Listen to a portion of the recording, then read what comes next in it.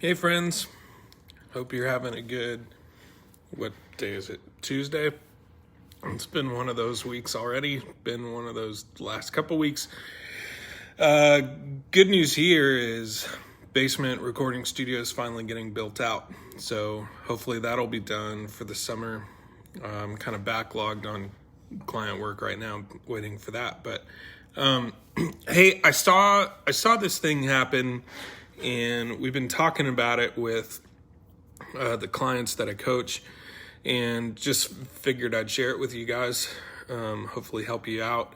I saw a post even just this morning in a group that was like, asking a question and then had some weird photo, and it was like for the algorithm, right? I feel like for the last 10 years, we've just been talking about the algorithm, how do we beat the algorithm?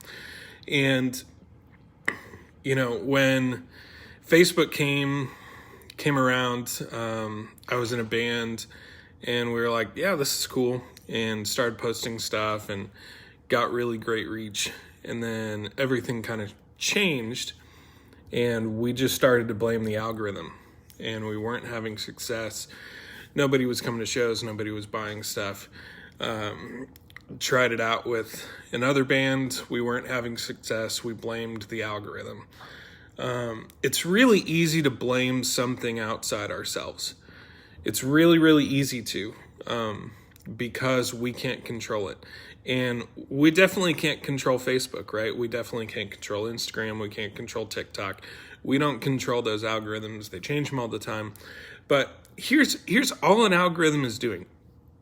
It is taking your content, my content, it's going to show it to a handful of people. If those people don't express value in it by consuming it, reacting to it, commenting to it, sharing it with people, Facebook just goes, cool, this isn't important. The computer goes, this isn't important. So the problem isn't an algorithm. The problem is this isn't important to people. And this is the biggest hurdle that we see all the time with artists who come to us, is most artists and creatives, and now I'm working with nonprofits too, like so many of us don't have it honed in who our target audience is, who our ideal fans are, who our ideal supporters are, and what they even want. And you have to figure that out if you're going to make content that they think is valuable. Because what happens, you post, Facebook starts running an experiment, Instagram starts running an experiment, and they go, hey, we'll show this to some people in your audience. And if they feel like it's valuable, we'll start sharing it with more people. It's their way of making content work, because there's so much content put out every single minute on socials, that it would just flood everything up on feeds. And they want to keep people on their devices. They want to keep people on the platform. So they need to give them stuff that's valuable. So at the end of the day, it's not an algorithm's fault if we're not connecting through content. It's our content that's busted. And so here's the principle. It's really, really simple. It's not always easy. This is why I hired a coach in the first place. It's why I now coach other artists, and why they hire a coach. It's a very simple idea. It's not always easy to execute, but here's the simple idea. Your content has to connect with your target audience, your ideal fans, in order for you to have reach.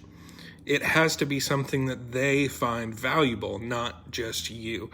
And so much of the time, I'll go with artists here. So much of the time, artists were like, we've got a release coming up. We need to tell people about the release. We go, release coming. Nobody cares. We go, I'm in the studio. Nobody cares. We think that's cool. They go, we spent all this money and worked at this famous studio with this famous producer. Nobody cares. We care. They don't. It's not about changing who we are. It's about letting them know the things that they actually care about. That's the bottom line. So when you're looking at your content, when you're wondering why, stuff isn't working on social media, start with the stuff that you can control, and that is what you are developing for your content. Think about who you're developing it for. If it's not connecting to your ideal audience, it's not going to work. And so that's really the biggest thing. If you don't know your audience, you need to start there. One of the major differences about our approach to building fans with the program that I run is I feel like most programs are trying to figure out the artist brand, and we do that. We help people clarify that, but we really do it all from the angle of a super fan. We do it all from the angle of the person that we want to participate in this with us. So it takes empathy, it takes understanding, and it takes getting out of ourselves. We're not changing anything that we're doing. It's not pandering. It's not selling out. It's just going, who are the people that are actually going to eat this up?